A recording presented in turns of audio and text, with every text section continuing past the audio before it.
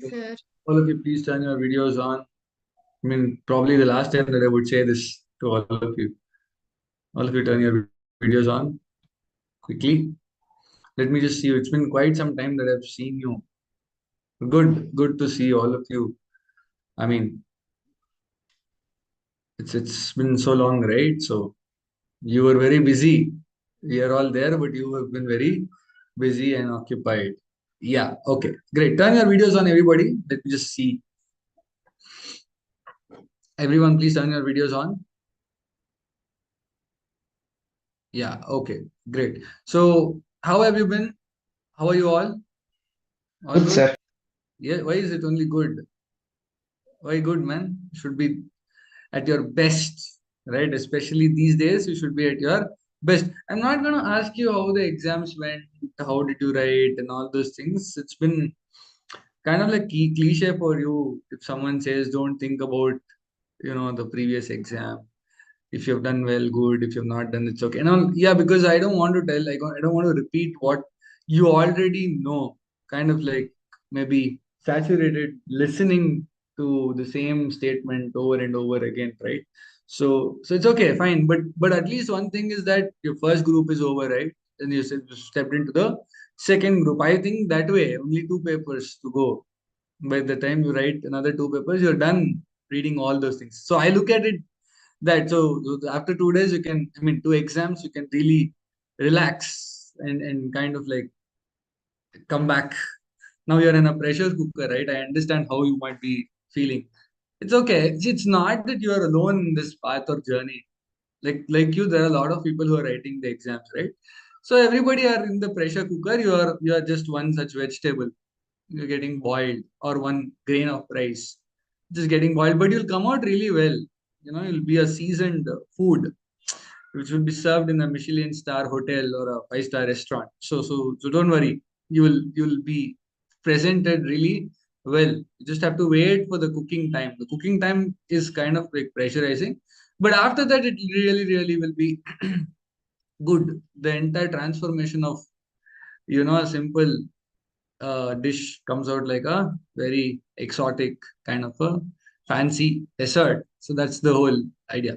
Okay, great. So before we get into the subject, forget about, yeah, I mean, one last time I will tell because it's kind of like a this thing, no? Forget about what has happened so far. Now we have about effectively 1 day tonight. Yeah, some of you may be exhausted. I don't know, but I suggest to at least read basic concepts and take. I'm sure you would have already done one round of at least something. If you have done, very good. If you've not done, it's okay. You can do it even now. So tomorrow you have off. That means tomorrow is the crucial day. Don't mess with that. And day after tomorrow is your exam, right? Hello, Yes, am I sir. audible? Yes, sir. Is there a lag? My audio or video? No, sir. No, sir.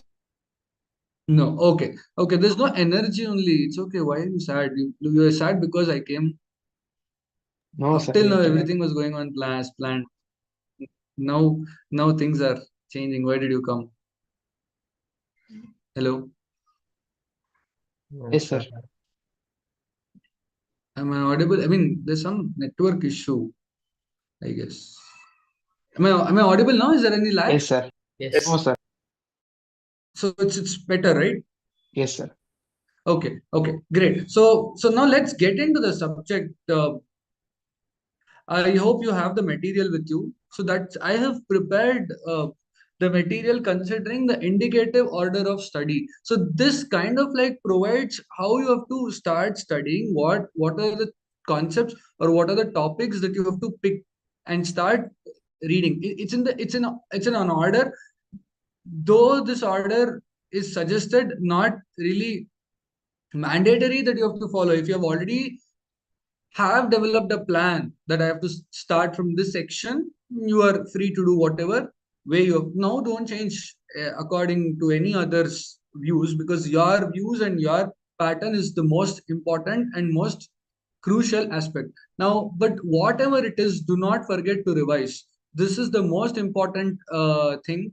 How much ever you have read in the past does not really come to any rescue if you have not revised. See, this one day revision gives you a lot of confidence to write the examination. So that is what we need to understand. So first, MCQs should be our strength. We have practiced so many questions with the possibilities of answering in a different situation. If this question was given in a different manner, how we should have answered, what would have been the answer, and all those things are done. One thing you need to keep in your mind is when you are in doubt, apply elimination rule. See, but at least some of the options are apparently or conspicuously wrong. We can really figure it out. That is not difficult. Maybe we will be left out with two options, which is quite confusing. But the other two first eliminated, so that the possibility of you going wrong there is reduced. Second factor, go by your first thought process. It's not like I'm believing in superstitious things. It's just that your mind would have processed it without any confusion. The confusion comes into picture when you read the other options. In the first place, you would have thought the right answer only. The other options will confuse you. So the first option that you feel that it is right will most likely to be the correct answer. All those things you have to do it when you are in doubt. Even when you're 100% confident, don't sit and do this activity. I know the answer for this, but even then, let me do it. Anta madbadi. Okay. So this is being applicable only when you are in doubt. And some of the MCQs you will be absolutely having no idea. So first, please bucket it into categories. One, sure short MCQs that you all know. Second, doubtful MCQs where there are doubts in options. Third, absolutely no clue. So when you pick up the MCQs, whenever you pick the MCQ, so you are suggested not to pick MCQs at the first place. I hope you have been following the same thing. I don't want to change the order. You come to descriptive answer and then go back to MCQ. So when you do the first round of MCQ, answer or mark all sure short answers, and then come to those problematic thing and leave the completely gold from the blue kind of a questions at the end to make your answer best decision. Now in the 15 minutes time, don't read MCQ booklet. My suggestion is don't even read the Not MCQ get, sir. booklet. You'll not read. Very good. So it's already Not get, sir. Booklet you'll is not get you'll not get okay. So even if you get, don't read the MCQs. Okay, it's anyway you have to write. There is no option. You will anyway read when you're answering. So don't read. Because you may get panic. Because some of the question you see it's not I'm not able to figure out, the confidence on the descriptive question will come down. So don't open the MCQ booklet. Ensure that your roll number, series number, everything is written properly, your stationaries are arranged so that there's no last minute pressure arising from that. So we will never know what can cause problems. Ensure that your watch is working. I hope that by now I need not tell because it's already 5 exams are over, 4 exams are over now. So you are really comfortable with that and reach examination hall on time and all those things are there. Now when you read the descriptive part, I've been telling in the class also, pick the question that you want to eliminate in that 15 minutes time. Pick the question that you want to generally eliminate. Generally in all other papers, last question will be reasonably easy. That's the pattern that they generally follow. But in auditing, what happens is that question covers your other audits, special audits, and elite topics, which if you are not really comfortable, my suggestion would be to leave that question as a choice. Unless you have prepared or you have decided to prepare. I am not bringing you any concepts that you have to read. I am only telling you that's the pattern in which we have addressed. So the last question generally comprises of all your miscellaneous concepts which you may tend to ignore. So my suggestion is you can leave that, and even in mock test we have decided right how to leave a question. So leave that question and take up the question which which you are comfortable the most. It could be question one also in auditing paper. Question one, there will not be like bouncer kind of questions like your practical papers. So it can be even question one, question two, question three, anything. So my suggestion would be to pick up the question which covers basic concepts like introduction, audit evidence, CARO, because these are the concepts that you would have practiced well for sure. So there will not be any confusion, at least compared to other concepts, right? So you pick up that question and start answering. Now when you answer, we all know we should never and ever answer in paragraphs. Please avoid writing paragraphs. Nobody is interested in reading paragraph pages answer. All your answers from the first question till the last question should be only in pointers. It can be 3-line answers. Write the answer, underline the keywords. By doing that, what you're effectively doing is you're not allowing the examiner to read further. The more she reads, the more he reads, he will try to identify mistakes. So when I underline, his eyes only go towards that, and he will put a tick mark and give you the marks. So and it all your papers have stepwise marks. Stepwise marks in practical papers, point-wise answers in theory papers. Right? So please keep it very clear, crisp, concise, and don't write introduction like how you write case law. If a question is asked on audit, or a specific question on audit evidence, don't write what audit evidence is, because they are not asking you what audit evidence is. Okay, so what you should do is please read the question properly, and the last 2 lines of the question. The last 2 lines of the question is very important because it effectively conveys what you are supposed to write in any question. So to read the last 2 lines of the question and decide, okay, this comes from this concept, this particular para or points are to be written. Right, in your study material, we would have marked the words also. So those words you will definitely remember. Now you might find it to be difficult, but in exam it will happen because you still have one full day to prepare. You will do it for sure. I have confidence. Okay. Point number one. Point number two, when you are having doubts, leave space, go and write the correct answers that you know. Because don't write substandard answers. Go and write the answers. For example, I pick question number 2. 3 questions, I'm very clear. I write 3 questions. Question 4, it's kind of like very mediocre. So I leave some space, take question number 5 if I want to write that, write, and then come and fill all those blanks. See, because if you tend to write substandard answer, your confidence level will come down and it impacts your next answer. So don't do that. And in auditing, there is no question of space restriction. Maybe if you leave 1.5 pages, it's more than enough. You'll definitely not write beyond that. No answer requires you, at least no answer requires you to write. You may decide to write, but no answer requires. So maybe 1.5 pages is more than enough for you to come back and fill those concepts, right? So that is what you will do in terms of answering the question. And in this paper particularly, questions from law, questions from accounting will come for sure. One question on accounting standard. Last time they had asked on a PPE related aspect, inventory related aspect. Now please don't write the way you write accounts paper, because accounts is already over.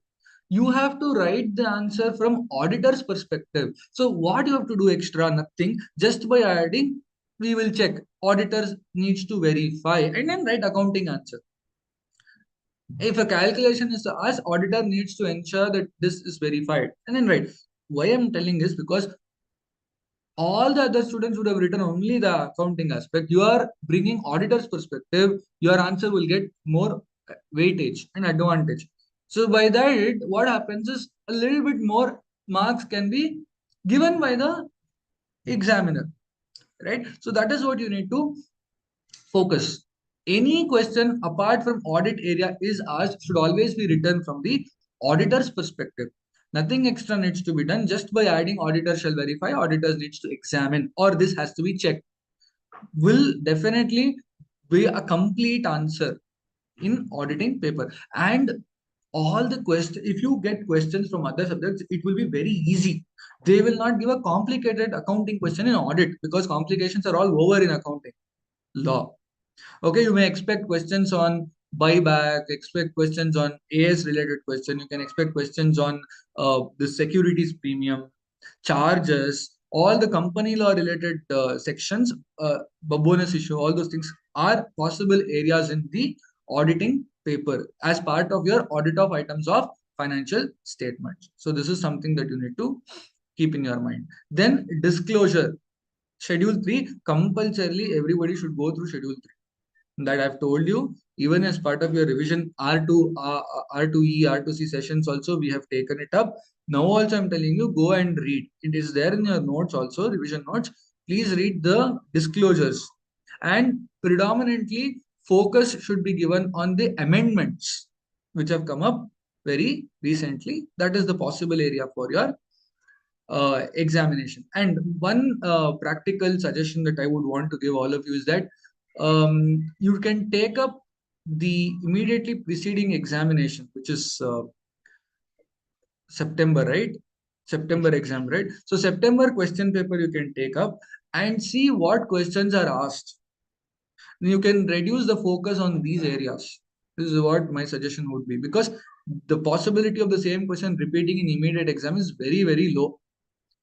Okay, so what you can do, one glance of the entire September 2024 question paper after this, probably the session, would help you to prioritize. Okay, this question is already asked. Maybe the concepts which are above or the concepts which are below can be focused, because that is the possible area, because they will not ask the same question again. Repetition definitely will be there, but not of the immediate exam.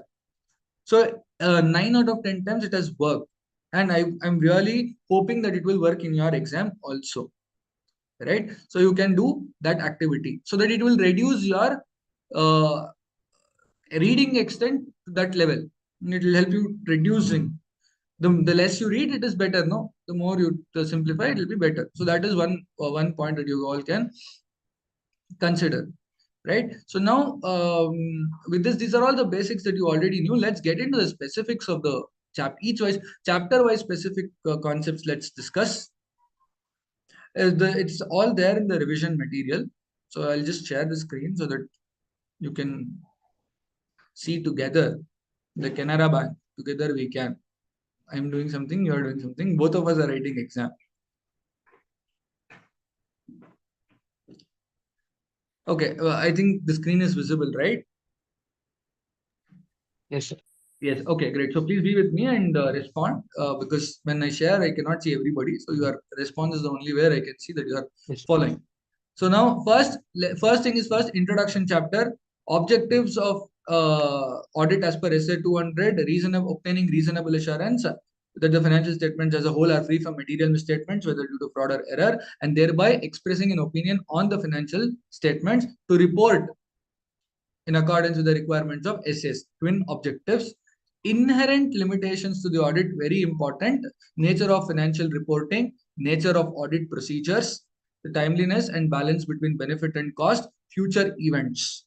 As part of nature of audit procedures, there is one important concept, practical and legal limitations on the auditor to obtain audit evidence. See, audit is not investigation. Auditor is not trained in authenticating the documents.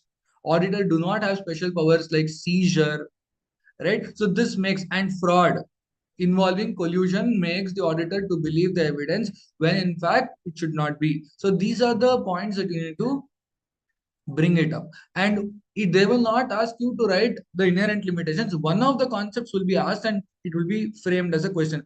Like for example, future event. An auditor's opinion on the financial statement provides success and the viability on the future of the entity. Comment is what they will ask. So you have to bring SA 200 inherent limitations, future events. Auditor cannot really give any assurance on the future activities which are beyond anybody's control. So connect it with going concern also. Next, there is one particular concept in your first chapter, how an auditor would ensure that the financial statements are not misleading. I am hoping that this question might come. So please go through and go through. It is there in the introductory part of your first chapter. Go through. Difference between reasonable assurance and limited assurance engagement. Reasonable assurance is audit, limited assurance is review. Fewer procedures are performed in limited assurance. Audit requires extensive performance of audit procedures. Reasonable assurance requires sufficient and appropriate audit evidence, whereas limited assurance do not require a sufficient and appropriate audit evidence. So that is what is the differences that you need to highlight. And very important at this point in time, what you should also focus is the names of other SS, other standards, not SS, sorry. You all know SS, that I have confidence, but SREs, SAEs, SRS. Just see the names. Why I tell you? Because the previous examination in one of the MCQs, they gave an engagement. They asked you to identify which type of engagement is it. So SREs are 2, SAEs are 2, SRS are 2. So hardly 10 to 12 is there. Please go through, because then you'll get confused. Is it SRE, SAE, SRS? Right? So go through those examples. Important. Next, we will take up chapter number 11, which is ethics and terms of audit engagement.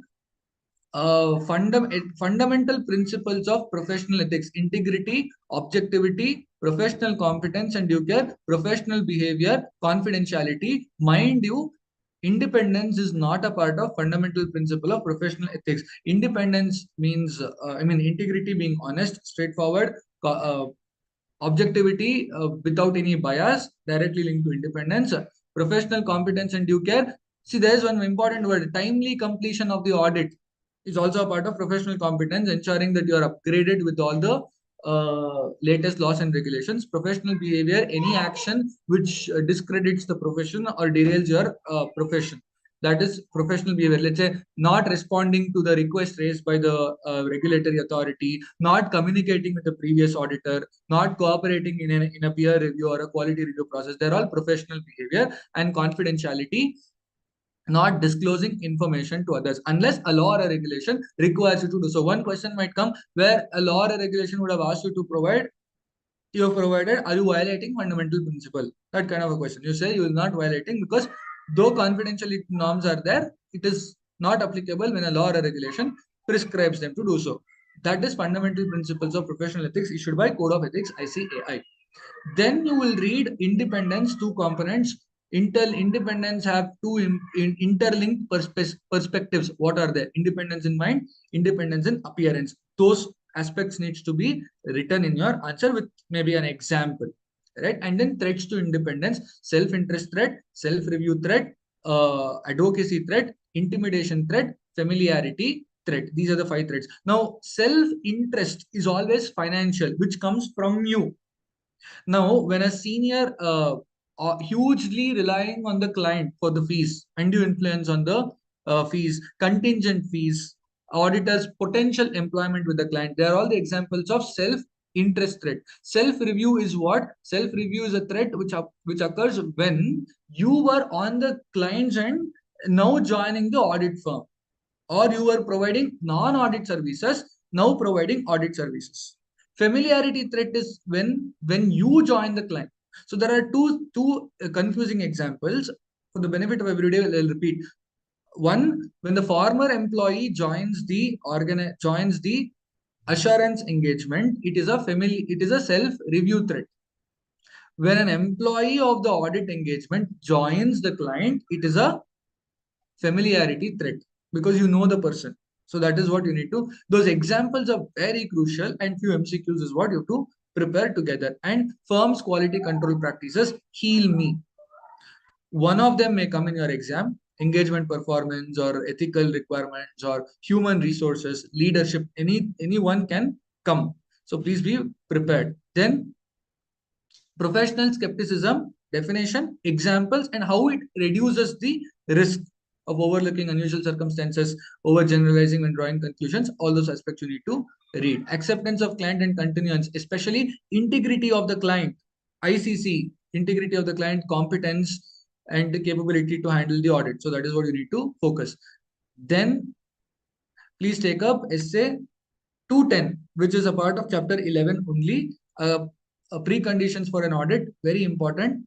And premise: use of applicable financial reporting framework, and acknowledgement from the management that they are responsible for financial statements, internal controls, providing auditor with unrestricted access, information and documents which are necessary for the preparation the financial statements. So now, is there a need for us to prepare engagement letter every year? Not required in case of recurring audits. And circumstances which requires change in the engagement letter. All the change scenarios: change in the nature of business, senior owner, organization structure, ownership, law or regulation, all those things needs to be considered. So that you'll read. Difference between audit, review, investigation. Very important. Differences between, this is a part of your inherent limitations to audit only. Audit is not investigation, right? So that is what you will have to remember. Audit strategy planning program, very important. September exams so many questions had come from this area. So this time I'm expecting not much questions could come from this area, because a lot of questions, unnecessary focus was given on this chapter, which in my view was not required. Anyway, so what is important is advantages and disadvantages of audit program. I feel that there is no need for you to read the relationship between overall audit strategy and audit plan, because it was asked in the last exam.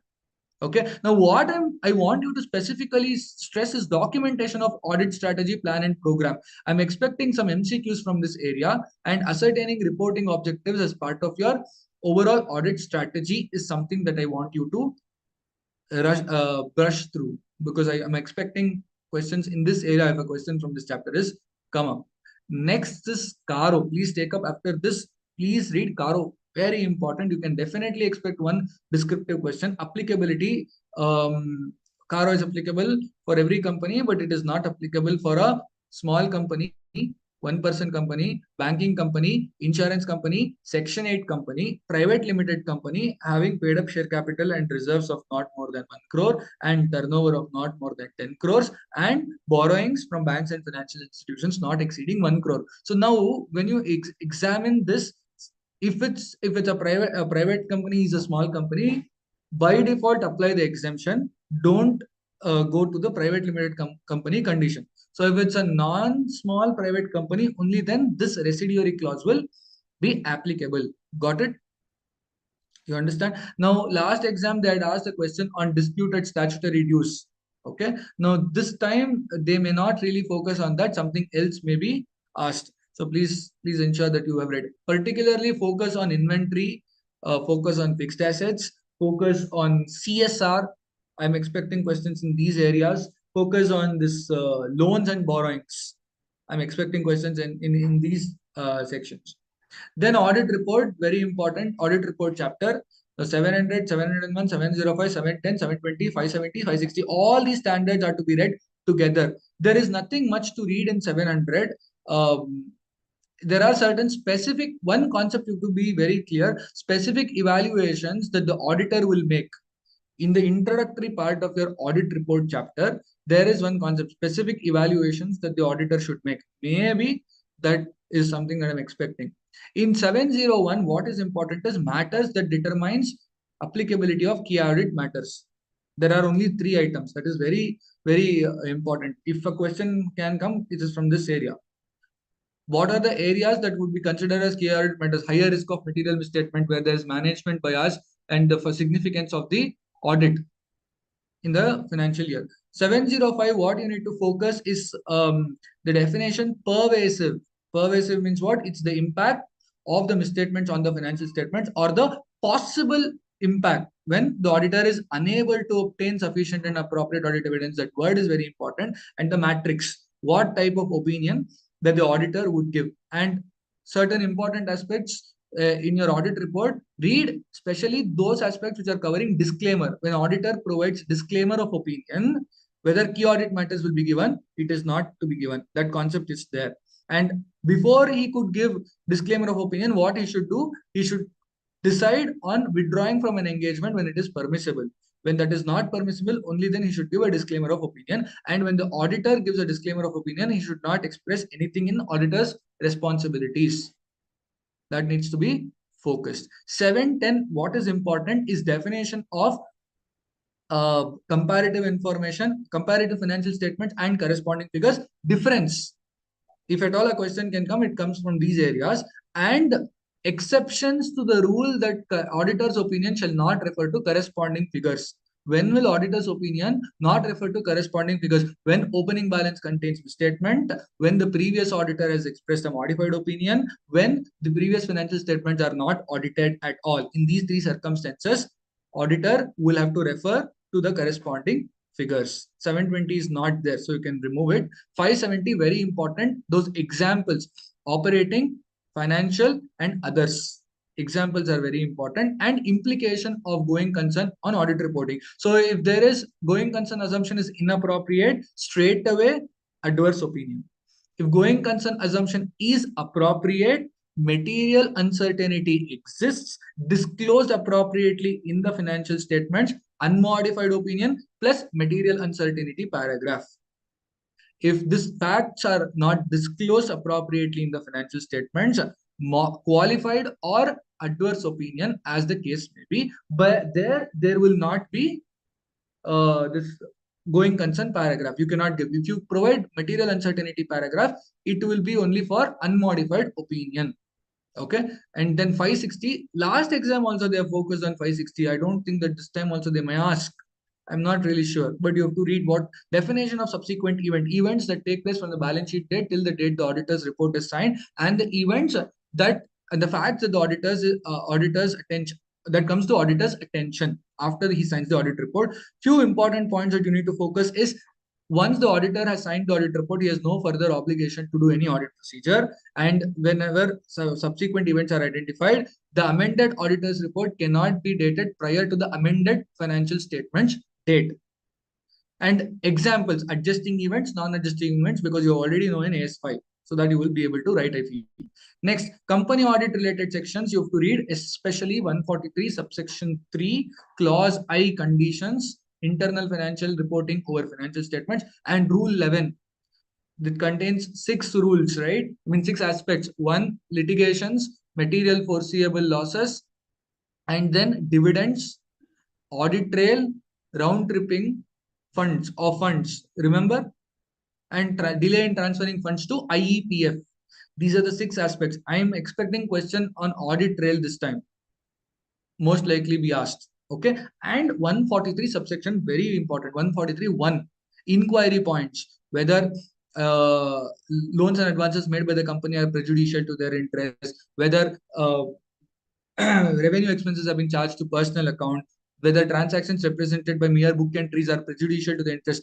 You've read in law already, right? So you should know by this. And then whether company not being an investment company, so much of its assets contained in the form of shares have been sold at loss, right? Whether deposit loans and advances are shown as deposits is what you have to write. So I'm expecting that question also. High possibility is there. So, and then applicability of internal audit. Internal audit section 138, applicable for listed company. Public companies, the profits before tax, take 25, multiply it into 2. Deposits 25 crores, paid up capital 50 crores, borrowings 100 crores, turnover 200 crores, private company BT only. Borrowings and turnover. That's all. Then take up audit documentation and audit evidence. Very simple concept, but important. Audit documentation, definition of working papers, examples of what those administrative activities are. Once the audit documentation should be assembled within 60 days, no later than 60 days from the date of financial statement, date of auditor's report, as per SQC1. Remember, this is as per SQC1, not SQC 230. Now, administrative activities can be done like sorting, collating, cross-referencing, deleting or discarding superseded drafts. All those examples and examples of audit documentation, questionnaire, issues memoranda, right? Checklists, all of them are the examples. That is very important. And ownership. Auditor is the owner of the audit documentation. He may at his discretion share portions or extracts of his information as he considers it necessary. Then retention period, retention policy. What is the retention policy? 7 years from the date of auditor's report or group auditor's report, whichever is later. Right? So that is what you need to remember in terms of audit documentation. Very small chapter. You can read it. Then take up audit evidence. Very important. 500. Your chapter 4. First part of your chapter 4. Right? There, specific selection method. One particular concept is there. When key items, high value items to understand the information, that is not audit sampling. We solve an example. That is important. Right? Definitions of audit evidence, sufficiency, appropriateness, all those aspects. I mean, any student would have read about audit documentation, I mean, audit evidence properly, but specific selection method is something that you need to all focus. Then take up audit sampling, quite technical chapter, but important. Last exam, they were that asked questions on selection methodology. There were examples, go through examples. Now, one thing I'll give you, if debtors, age-wise debtors is an example for stratified sampling. Don't get confused with monetary unit sampling. Okay, that was asked in the exam. Now, audit sampling definition. What definitions are important? Sampling risk. Erroneous audit conclusions would have been different if the entire population was subjected to same audit procedures. And then two erroneous conclusions: test of controls are not well, test of details are contains misstatement. In reality, it does not. Test of controls are well, test of details do not contain misstatement, but in reality, it does. Audit efficiency. Those two. Am I audible? Yes, sir. So those two aspects are important. Sample size determination in case of test of controls, and the table. Remember the table. What are the factors? Desired level of assurance, tolerable error, right? Auditors as sample size, sampling units, stratification. All those are quite important. Then nobody should leave audit of items of FS. Very important. See, you need not read anything now. What you should focus is on assertions. Keep revising those assertions concept and solve few MCQs. Very few MCQs are there. Please solve it and keep assertions in mind and write all the answers. Don't leave any question. The structure as to how we have to write is, your introductory part should always be with respect to internal controls. Auditors shall verify the operating effectiveness of the internal controls. Whatever is the question, write this first as this first point. Second point, connect to AS, connect to any specific essay like 501 or 505 or 560, 570, like that. Connect it. And then Caro related, you can bring. See, Caro only gives you questions, right? So if it's related to fixed asset, whether physical verification is done, whether title deeds are there, that only gives you points to write the answers. Right? So you can do it and connect to some law related section. You may expect law related questions here, and very important, Schedule 3 amendment. Now, last exam that asked key ratios. Okay, last exam that asked describe any three ratios. Now, this time they may ask you, I am expecting aging of capital work in progress, aging of trade receivables, aging of trade payables. That is something new, which is there. Okay, so and then on the digital virtual asset, that is cryptos disclosure, that is also very important, right? So focus on those areas. Next is audit of banks. Take up audit of banks. Again, this is a very small concept. One question for sure will come. You may expect case study questions in MCQ. So please be very careful. What you have to focus is on the classification of NPA. That is very important. When will you classify a loan or an advance as NPA? If it's a normal loan, when the principal or interest has remained overdue for a period of more than 90 days, that asset will be classified as non-performing asset. Then you will consider cash credit and OD facility. Cash credit and OD facility will be considered as NPA when it becomes out of order. When will you say out of order? When the closing balance is continuously in excess of the drawing power sanctioned. Second point, there are no credits in the account for a continuous period of 90 days. Third point, there are credits in the account, but these credits are not sufficient to cover the interest debited to the account. If this is the case, then all the accounts, or the OD or the CC becomes an NPA. Point number one. In case of agricultural advances, two arrow marks, short crop duration and long crop duration. If it's a short crop duration, 2 crop season, because the season is short. If it's long crop duration advances, 1 crop season becomes NPA, right? And an NPA should be made on the basis of record of recovery and not on the basis of security. Even if you have given crores of security, if you have not repaid, it will be classified as NPA. NPA should be made borrower wise, not facility wise. That means I've taken 4 loans.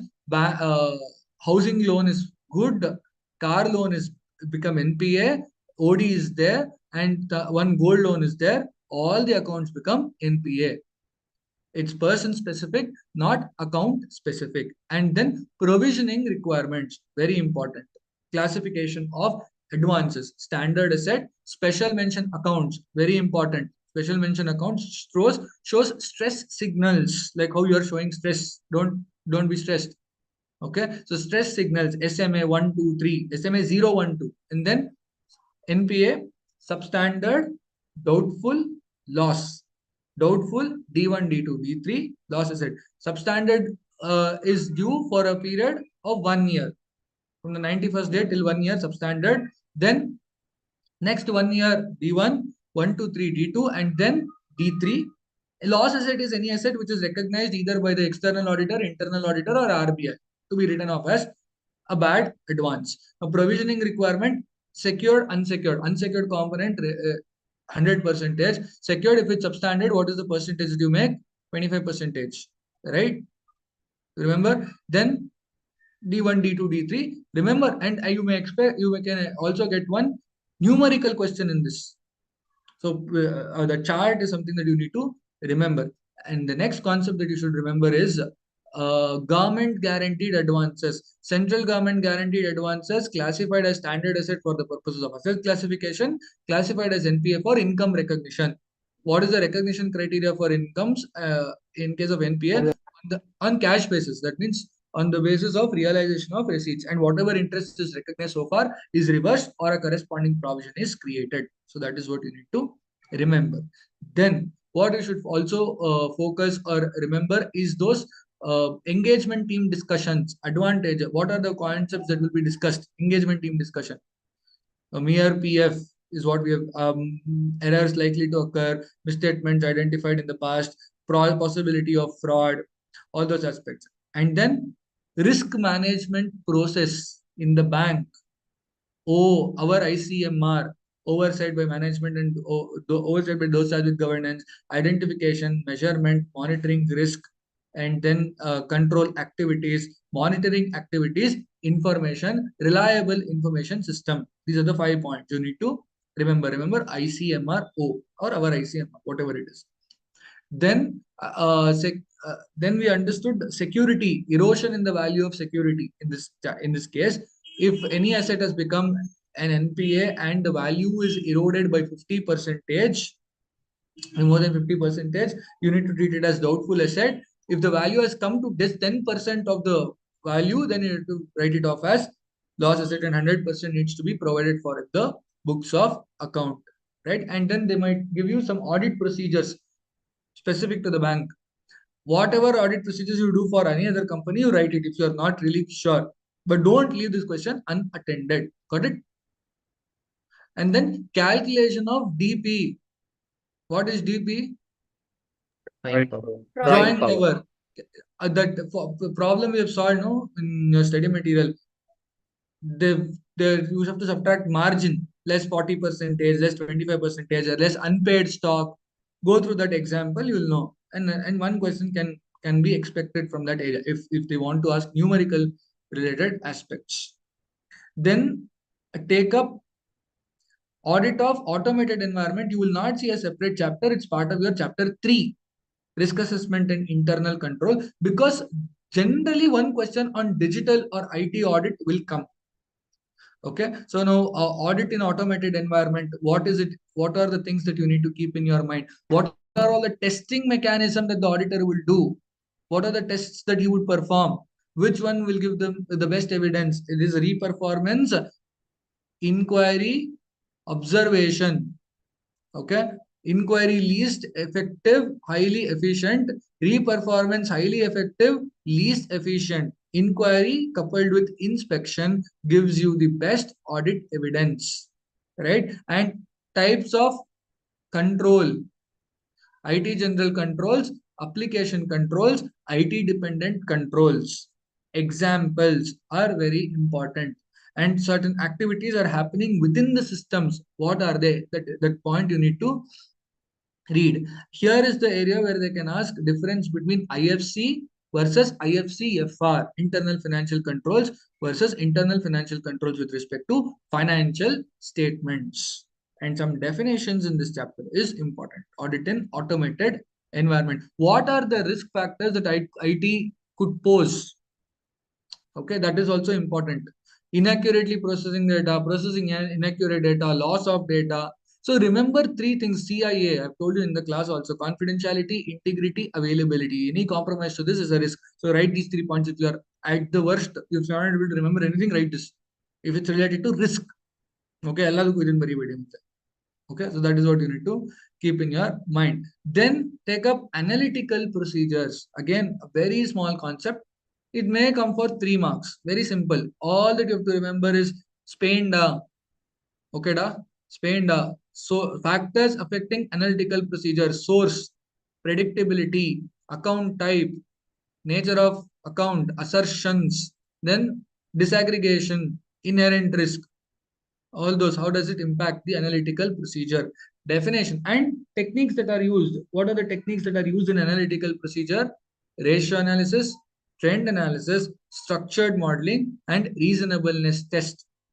Investigating the results is very important in this analytical procedure concept. When the auditor identifies differences, how he has to investigate the same is important in analytical procedures. Analytical procedures used as risk assessment procedure is as per SA 315. Analytical procedures used as substantive procedure is as per SA 520. So that that is what you need to remember. And relationship exists and continue to exist till the time contrary information is provided is the basis or the assumption on which analytical procedure is done. One MCQ we have seen. Remember, one MCQ on this concept we have seen. You can go through that. Then take up audit of different types of entities. The last chapter, very big chapter, quite lengthy, but you can read at a very broad level. Concept of propriety audit, very important. Okay, and then types of audit: performance audit, efficiency audit, that they may ask you which type of audit it is in government companies. Okay, powers of C and AG, contents of audit report of C and AG to be submitted to Parliament is important. Focus on cooperative society, especially related to auditors' appointment, qualification, and eligibility. Okay, so if you are really unlucky, you may get question in MCQ. Please, I don't want you to take that chance, because I have seen in some of the MTPs where questions on this chapter has come as part of your MCQ, and that will be a very dangerous situation. So don't take chance. Read, just glance on the auditors related aspects in cooperative society. LLP, what are the forms that are required? Okay, that you have to remember. Form 8, form level. And when audit is applicable, when the turnover exceeds 40 lakhs, capital contribution exceeds 25 lakh. Form 11, the due date is within 60 days from the end of the financial year. Okay, Form 8, within 6 months from the end of the financial year, needs to be within 30 days from the expiry of 6 months. So ideally 30th May for Form 11 and 30th of October for Form 8. And in bank audit, I also want to add on this: certificates given by the statutory auditor. List G, LFAR. What is the due date for furnishing LFAR? 30th of June. That is important. A report on IFC, IRAC norms, SLR compliance, treasury operations, irregularities notice, Jilani Ghosh Committee recommendations compliance, and lastly, adverse credit deposit ratios in case of rural banks. These are all the additional reports or certificates that the auditor is required to give. You understand? Yeah, so that is what you need to focus. And then we need to cover some independent or standalone standards, like for example 299, very important. 299 joint audit. What can be asked in this if a question comes?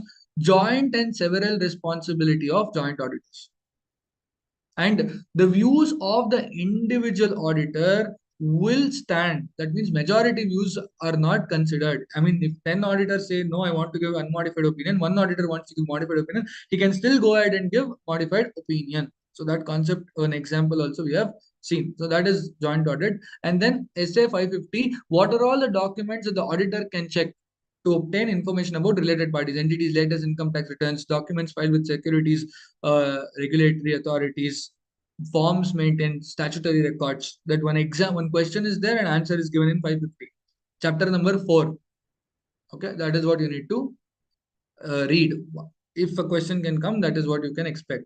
And then SA 505, you are all comfortable. Definitions: exception, difference between what is confirmed and what is recorded, positive confirmation request, type of a request where the confirming party is expected to respond whether or not he agrees to the information, negative confirmation request, Only in case of disagreement, the confirming party is required to respond. Non-response very important in a positive confirmation request. Failure of the confirming party to respond, because non-response cannot come in. Non-response cannot come in a negative confirmation request. Shankar, don't sleep. Okay, I understand it's very stressful, but please. Next, 505, management's refusal to send the confirmation request. Very important. Management's refusal to send a confirmation request, how auditors should respond, and what are the factors that you should consider when you are expressing or when you are initiating negative confirmation request. There are certain factors that should be present, like low exception rate.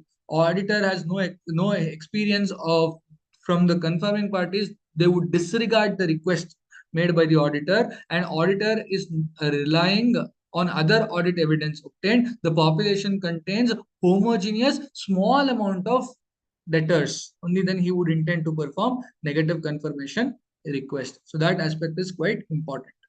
Then SA 320, definition of performance materiality. Amount or amount set by the auditor at less than the materiality level, such that the aggregate of undetected, uncorrected misstatements exceeding materiality is reduced. Okay, and then benchmark, very important. You can expect this question. What are the factors that affects the determination of benchmark? Relative volatility, importance that is assumed by the users. Okay, those concepts are there as per 320. You read that. That is important. And what assumptions that the auditor can make in determining materiality. That one concept is there, very important. Read that. What assumptions the auditor can reasonably make in determining materiality. Now, that concept is quite important. Next is auditor 250, laws and regulations directly affecting, indirectly affecting, so though not there in your material. Then SA 501, auditor unable to attend the physical verification. And in one more concept, in special audits, you may be asked question on finance lease, operating lease. I hope you already know in AS 19. So I have not specifically discussed that, but it can come in as part of your special audits chapter. So remember AS 19 principles. Operating lease. When will it be an operating lease? When will it be a finance lease? So you will read SA 501 and then 580, others other than management from whom auditors will obtain representations in some cases. That concept is very important. And then when auditor wants to reconfirm certain management's responsibilities, these two concepts is something that you need to read through. Got it? You understand? Yes. Next, risk assessment and internal control. This is an important chapter, but quite lengthy. Again, inherent risk, control risk, detection risk. Risk that the financial statements are misstated prior to audit is known as risk of material misstatement. Inherent risk is the risk that the financial statements may contain misstatement before consideration of controls. Control risk, control is not able to prevent, detect, correct misstatements on a timely basis. Detection risk, failure of the auditor to detect a misstatement. Detection risk is a combination of your sampling risk, non-sampling risk. Okay, what is the relationship between the risk of material misstatement and audit risk? It is inverse. If risk of material misstatement is high, audit risk will be low. Detection risk and audit risk are positively related. That means what? Detection risk is high, audit risk will also be high. So therefore, detection risk and risk of material misstatement has inverse relationship. If the risk of material misstatement is high, detection risk will be low. You understand? And on these grounds, we can also determine that materiality and audit risk are also inversely related. If an item is material, audit risk will be low. If an item is not material, audit risk will be high. So that concept is something that you need to remember. And definition of internal control. Internal control process, designed, implemented, maintained, all those things, dot, dot, dot. And then you will say safeguarding of assets, effectiveness and efficiency in operations, reliability in financial reporting, compliance with laws and regulations. More than this, components of internal control, mercy, monitoring, right? And then control environment, risk assessment process, then reliable information system, These are all the activities. These are all the aspects in internal control, and you can get one question. They will give you a fact and say which component of internal control it is. Okay, so that you can get. And here, significant judgmental areas. What are the significant judgmental areas where risk may be high? That concept I am hoping it may come in the exam. I don't know. So that is something that you need to focus. And then definitions, I've given some important definitions. Engagement quality control review has to be done before the audit opinion is issued. And for listed companies, engagement quality control review is mandatory. For all other assurance engagements, auditors should decide according to the requirements of SQC1. So that is EQCR. The definition is important. Tolerable misstatement, reasonable assurance, management expert, auditors expert. Okay. Now, when information is prepared by management expert, what are the auditor's concern is important. That aspect is there in 500. Okay. That is something that you need to remember. Got it? You understand? So I know that this is not something which you all can completely connect to, but the whole aspect was to just walk you through the syllabus and make you realize that it is still possible. Whatever has happened so far, it's okay in terms of your understanding of the subject, but it is still possible for you to read through. Bucket now ಏನ್ ಮಾಡಬಹುದು ಅಂದ್ರೆ ನೀವು index ತಗೊಳ್ಳಿ important concepts at least cover ಮಾಡ್ತಾ ಬನ್ನಿ ಎಲ್ಲಾ ಚಾಪ್ಟರ್ದು and ಈ document ಇದೆಯಲ್ಲ ಇದನ್ನು ಇಟ್ಕೊಂಡು just ensure that you go on ticking the aspect. You will definitely be able to do. And then one MTP is also given as part of your revision notes. Just have a glance at the question and the suggested answer. Got it? You all have understood what I'm trying to explain and convey. Now, this is what I wanted to bring it to your attention. It's just that drawing emphasis of matter paragraph as per SPA 706. You all know what you have to read. I'm just drawing your attention, which is appropriately presented and disclosed in the financial statements, which you already know that you have to read. I'm just drawing your attention so that just in case if you miss out, that is also being taken care of. So that is in terms of the syllabus is concerned. Don't eliminate any chapter. Okay, I mean, being said and done, you may end up having in a situation where you have to leave, but do this evaluation and then leave the chapter that you want. You're not in a position to revise, not read, and there is nothing that you have to read tonight, tomorrow, right? So don't read, as in don't take up any new concept. Everything should be a revision. One day before exam should be a revision, not reading. Okay, go through disclosures, go through some important points where you always tend to forget, right? And then take up some important concepts that we've discussed. And also Ganapati sir has given so many important areas. Please don't ignore. Keep that as the base and then revise it accordingly. You will see the importance of that when you see the question paper. Okay, I cannot emphasize it more, but you will realize it definitely when you write the exam. So that is what I wanted to convey in this whole paper. Going by the pattern of the MCQ, it has been 554. Okay, so if you see the MTP, sorry, mock test papers, the questions are only 3, 5 marks, 5 marks, and 4 marks. But the main exam is 4433.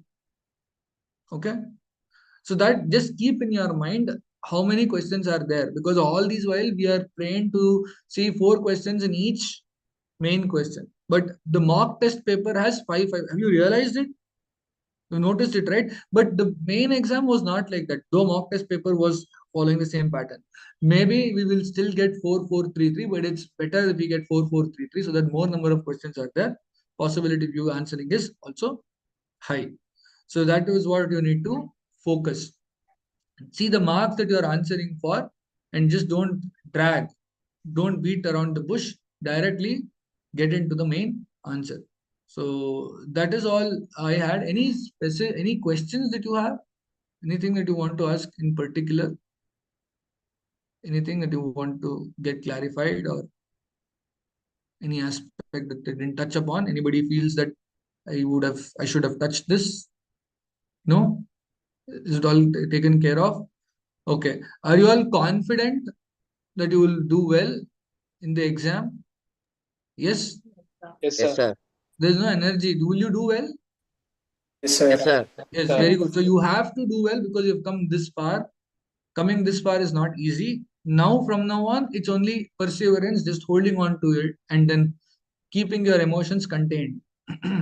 ನಾಳೆ exam ಅಲ್ಲಿ ಅವನ್ ಬಂದಿಲ್ಲ ಇವನ್ ಬಂದಿಲ್ಲ second group ಅಲ್ಲಿ ಇದೆಲ್ಲ ಆಗುತ್ತೆ ಎಷ್ಟೋ ಜನ ಬಂದಿರೋದಿಲ್ಲ ಇಟ್ಸ್ ಓಕೆ ಡಸಂಟ್ ಮ್ಯಾಟರ್ ನೀವು ಹೋಗ್ಬೇಕಷ್ಟೇ ಎಕ್ಸಾಮ್ ಹಾಲಿಗೆ ಕರೆಕ್ಟ್ ಆಗಿ ಹೋಗಿ ರೋಲ್ ನಂಬರ್ ಎಲ್ಲ booklet series number bubbling shading ಎಲ್ಲ ಕರೆಕ್ಟ್ ಆಗಿ ಮಾಡಿ ಯಾರು ಎಕ್ಸಾಮ್ ಇಂದ ಆಚೆ ಬಂದಿಲ್ಲ ಟೈಮ್ ಸಾಕಾಗಲಿ ಅಂತ ಆಡಿಟಿಂಗ್ ಪೇಪರ್ ಸೊ ಆ ಪ್ರೆಷರ್ ಇರಲ್ಲ ನಿಮ್ಗೆ ಸೊ ಕಾಮ್ ಅಂಡ್ ಕಂಪೋಸ್ಡ್ ಆಗಿ ಬರೀರಿ ಕ್ವೆಶ್ಚನ್ ಅನ್ನ 2 ಅಲ್ಲ 3 ಸತಿ ಓದಿ majority of the time you will lose marks not because you don't know the concept, you wouldn't have read what the requirements are.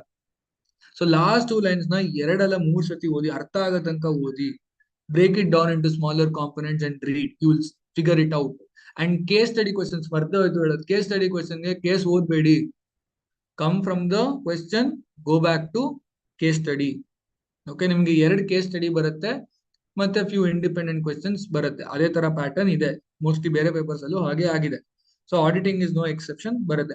And you are writing one normal paper, don't be abnormal. ಓ ನಾನು exam ಬರೀತಾ ಇದೀನಿ ಅಂತ. You are writing one simple theory paper with practical application, that's all. Okay, so don't burn midnight oil. Then what you could not have read for like last 6 months, you will not be in a position to read in 1.5 days. Okay, don't unnecessarily strain yourself because it impacts your tomorrow's preparation, and tomorrow is very crucial. ಇವತ್ತು ಸಾಧ್ಯ ಆದ್ರೆ ನಿಮ್ study plan pattern ಪ್ರಕಾರ chapter 1, chapter 11 audit documentation planning strategy ಮುಗಿಸಬಹುದು, ಆಗತ್ತೆ ಮಾಡಿ.